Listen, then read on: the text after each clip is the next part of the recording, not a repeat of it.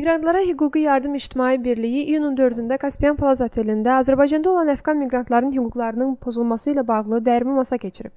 Birliyin sədri Əlifsət Əliyevin sözlərinə görə Azərbaycanda 1000 nəfərə qədər əfqan miqrant var ki, bu şəxslərin ya ümumiyyətlə sənədləri yoxdur və ya sənədlərin etibarlılıq müddəti bitib. Habeləli əfqan miqrantlar var ki, 20 ildən artıq Azərbaycanda yaşamalarına baxmayaraq, şəxsiyyət vəsiqəsi və digər sənədlərlə təmin olunmayıblar.